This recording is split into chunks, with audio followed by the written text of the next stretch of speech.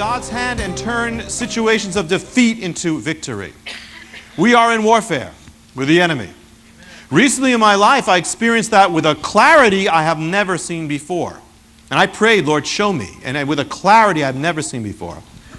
One of the key tactics of the enemy in your life, in the life of God's kingdom, His people, and the kingdom, and you, if you're in the kingdom, is that of preemptive strike.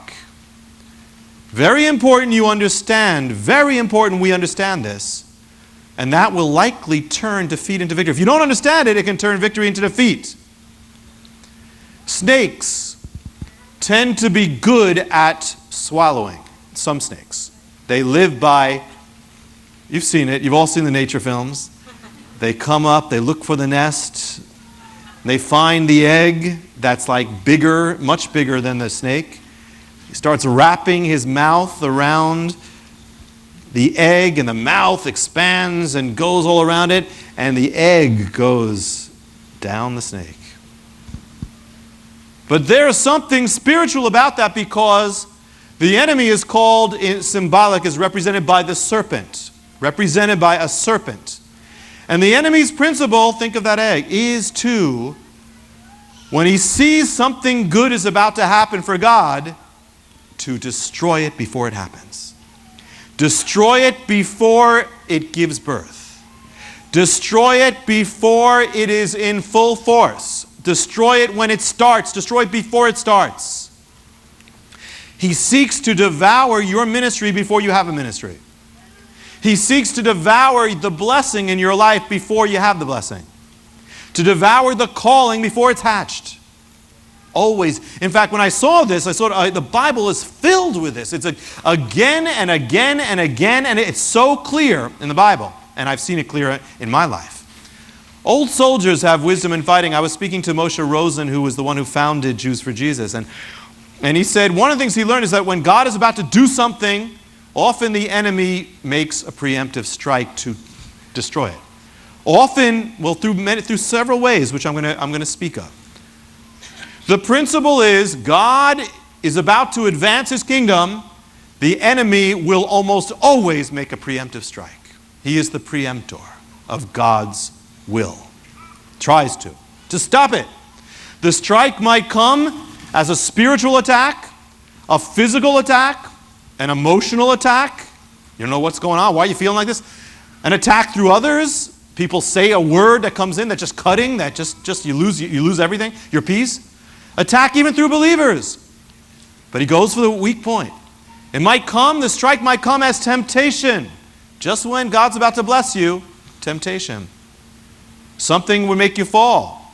And then you get discouraged, you're not worthy, or you give up. Fear, gloom. It might come as distraction. You're about to enter in and something distracts you. When the Israelites were about to enter the promised land, not only did they have to deal with the giants, that was a attack of their faith, but another generation got seduced just before they're about to go in. Or a substitute, even false words, even false prophecies, even false dreams. Strike may come as a hindrance, a physical hindrance, an opposition against God's work, counsel against God's work, or even danger. When you look through the Bible, it's amazing how many times you see this principle, this strategy of the enemy. First, God creates man, good. Then it was good. Purpose, there's a purpose, ready to go. The enemy comes right in at the beginning. See, if you get it at the beginning, then you can mess up the whole thing.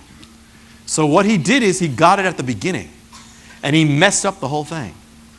If he did it much later, that would be a different story. But right there in the Garden of Eden, God gives a word, the enemy preempts the blessing. He gives a false word. The result is this. I don't mean Beth Israel, I don't mean the front row. The result is this, although it's part of. God calls Abraham. I'll make a great nation, a miracle nation. You're going to have a son, a child, even though it's impossible. Preemptive strike through his wife, Sarah, go into Hagar. This is going to be the way. The result, God will redeem this, and God has redeemed it. But to this day, we are still dealing with the two brothers there, Jew and Arab, to this day. Jacob is called with a calling to do something great. His life almost ends beforehand when Esau almost kills him beforehand. He goes into exile. He's supposed to inherit the land. He's living outside in exile. And it's only when he comes face to face with God and deals with it that he can come back. It can happen. Joseph is meant to be the one who's going to bless his people. And yet what happens? The enemy zeroes in on Joseph. He gets his brothers to hate Joseph and to despise Joseph to the point they almost kill Joseph. His life is almost over. The one who had the dream, the one who had the promise. The enemy uses his brothers to almost kill him. But at the last minute he doesn't get killed. And then he goes to Egypt. And then there the enemy goes into the woman who accuses him falsely of molesting her. He goes to prison. And it's almost all over. The enemy has done his best to completely wipe this thing out. Yet just at the end, God turns the whole thing around. They're in Egypt.